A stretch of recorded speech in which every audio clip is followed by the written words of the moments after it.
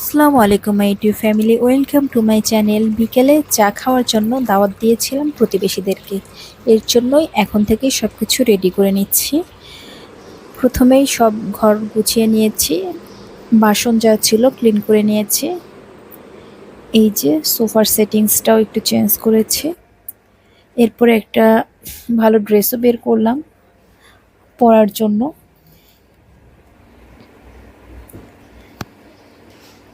Mainly সব frozen item এনেছি, so ভেজে দিব, খুব বেশি সময় লাগবে না।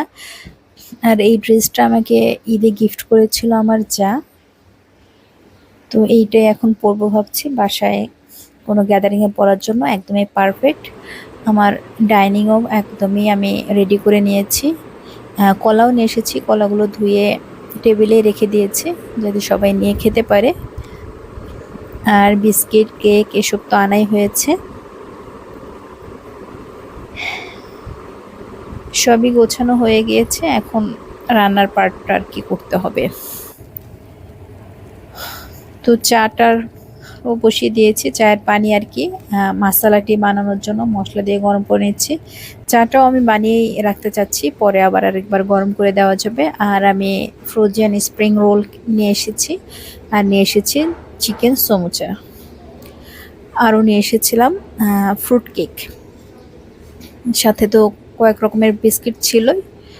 তো ভেজে একদম রেডি করে নিচ্ছি। মেহমান চলে এসেছে, চাটা আরেকবার গরম বসিয়েছি। আলহামদুলিল্লাহ ভালোভাবে সবাই চা খেয়েছে। একটা পিৎজা অর্ডার করেছিলাম, সেটাও খেয়েছে। আর লাস্ট 3 পিস পিৎজা ছিল বাসার আমাদের জন্য, তো আমরা ওটা গেস্ট চলে যাওয়ার পরে খাচ্ছিলাম। তো আজকের মতো এ পর্যন্তই আমার এই ছোট্ট চায়ের আয়োজন। চা তো দেখাতেই পারিনি। ভালো থাকবেন সবাই।